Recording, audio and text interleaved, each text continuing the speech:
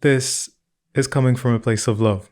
This is coming from a place of care, and from someone who's been, for better or for worse, deeply invested in whatever Apple's been doing for the last 16 years. Apple is currently undergoing its biggest user interface evolution since the 2013 to 2014 transition from photo-illustrative design to the simple and minimal design philosophy carrying its products up to today. Exciting, right?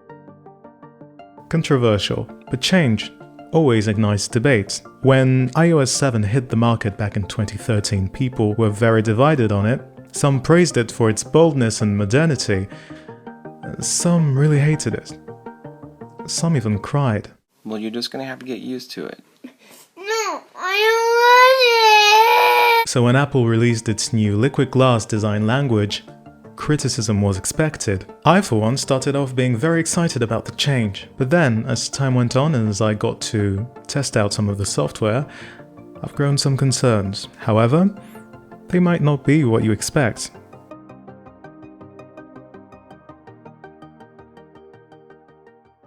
Let's start by taking a quick trip down memory lane. It's 1996. Steve Jobs comes back to Apple after then CEO Jill Amelio acquires Jobs' startup, Next, to bring new life to the Mac. Jobs becomes interim CEO and things changed quite a lot within the company.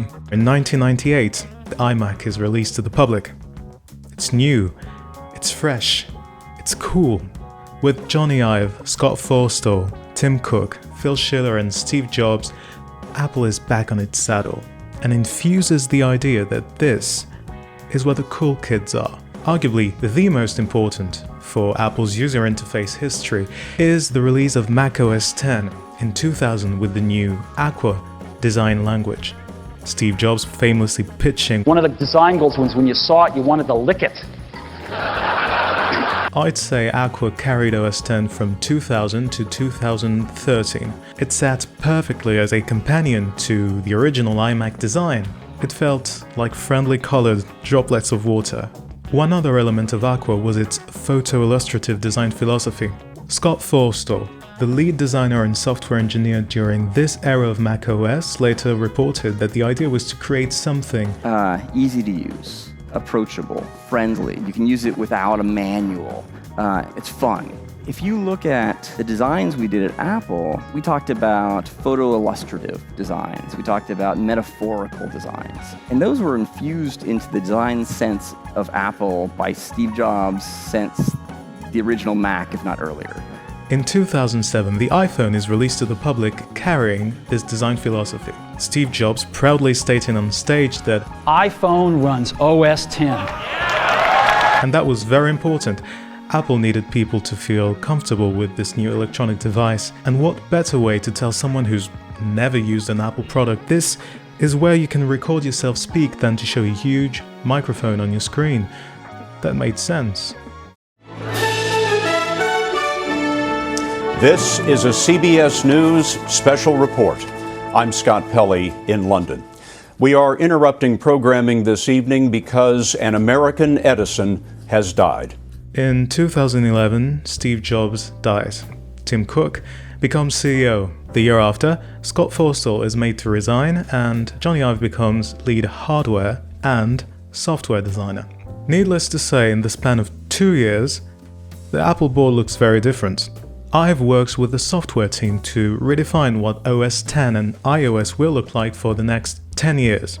Inspired by minimalism, he wants to reduce distraction and embrace simplicity. What he was then trying to do with hardware could be done into software.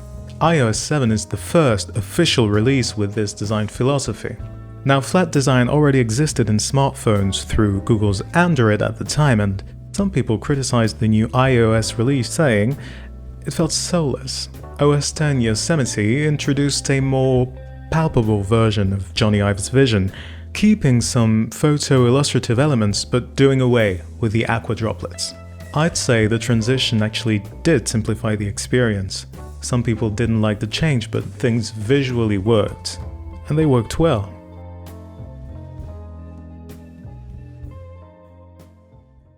Now back to today. It's 2025 and Apple just released its new liquid glass design language. Now initially I was stoked. Here, flat design is dead.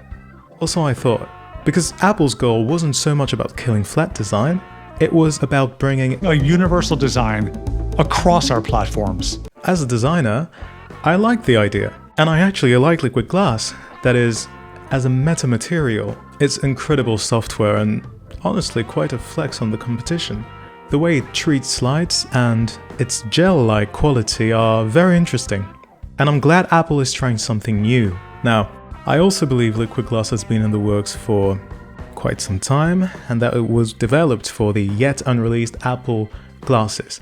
But because of the Apple Intelligence situation, Apple needed something to distract the public. Hence, I believe liquid glass might have been a bit rushed. As you've sussed out by now, I've got some concerns. I'm going to try to keep this concise and focus on 3 categories: contrast, color, and care. Let's start with contrast. Contrast is at the core of user interface design. It is what tells you, well, this is this and that is that. This element is selected, this one is not. This is important, this not. It organizes information and simplifies the conversation you're having with your electronic device. Liquid glass, with its refractions, physics, and transparency, creates new challenges for contrast. And this is fine, but what I've been seeing from Apple's own marketing isn't exactly reassuring to me. See, I think contrast should dictate the looks of an interface, not the other way around. Interface isn't just an exercise of style, it's the user's safe space. I'm even more led to mention this as the specular highlights used all the way throughout the interface bring a lot of contrast. This is a radical shift.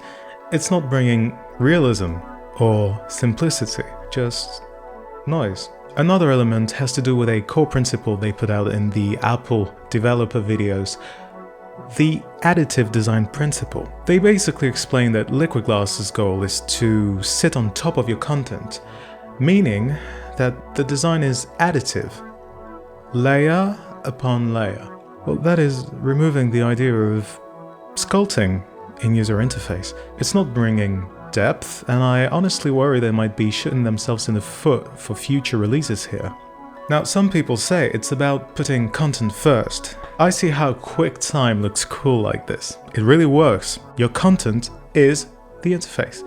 But take Final Cut Pro for example, or Blender. The interface is the content. Also, sculpting elements into glass can very elegantly show hierarchy, which is a very important part of design.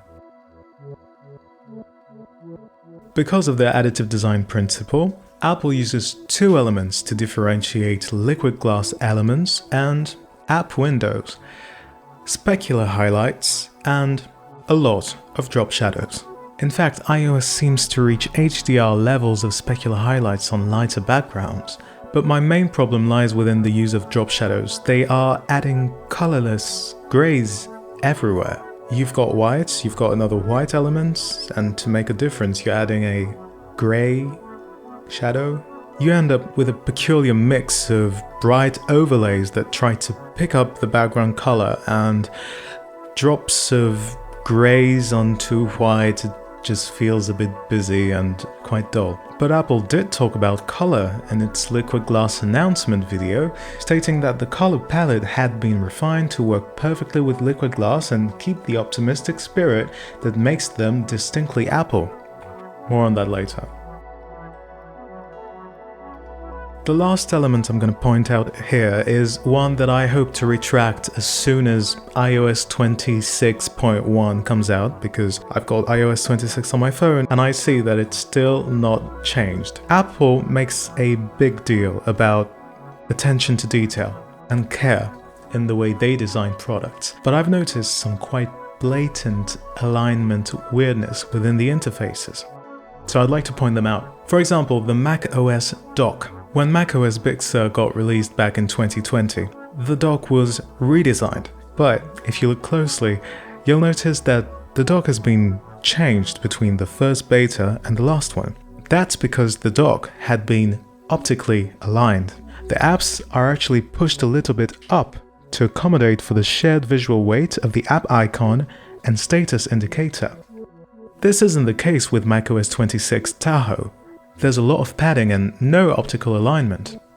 Another example lies within the Notes app, especially on iOS. The Notes menu titles are not optically aligned. The text seems to push a little bit too much to the left.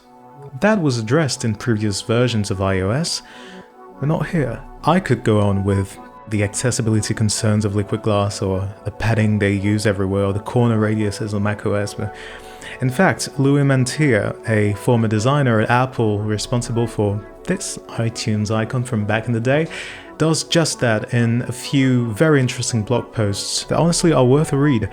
I'll link them down below. And this is only the first iteration of Liquid Glass. I'm sure Apple will incrementally make it more usable, more refined, more contrasted. Hell, they might even reduce some of the padding. But I wanted to get my thoughts out here as of September 2025.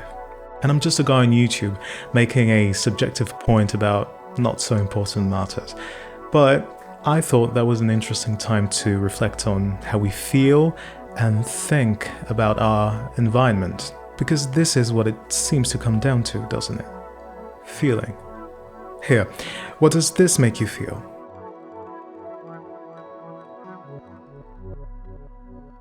And what about this?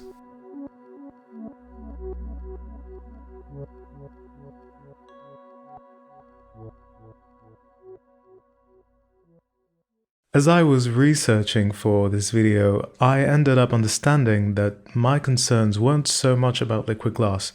In fact, the video wasn't about Liquid Glass. It was about the lost sense of optimism, care and excitement in what we create and what we consume as people living in 2025, especially when it comes to tech.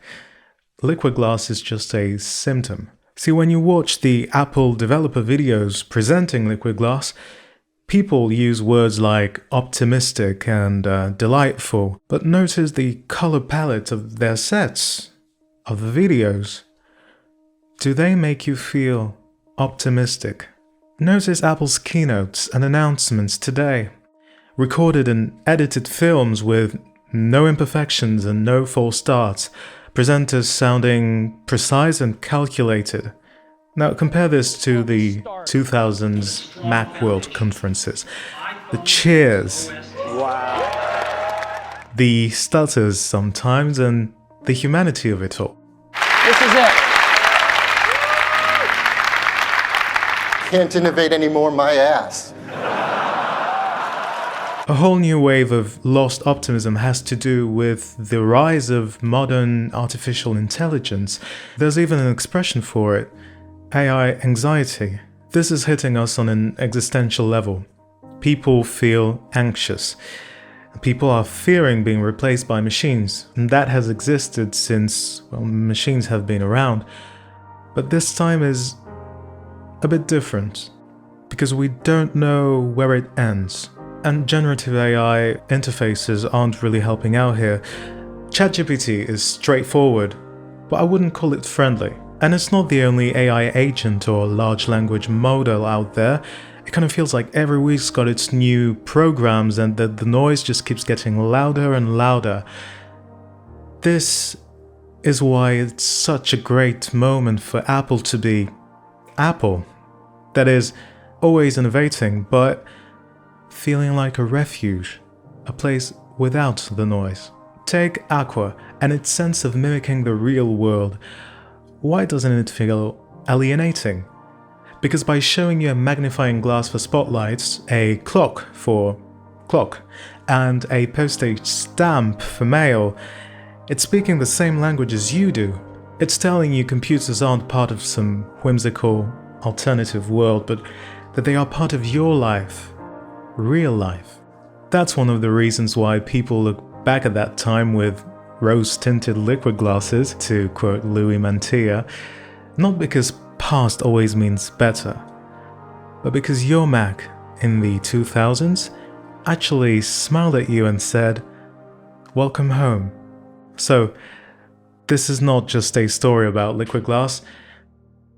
Rather, this is a story about Apple, glass, and optimism.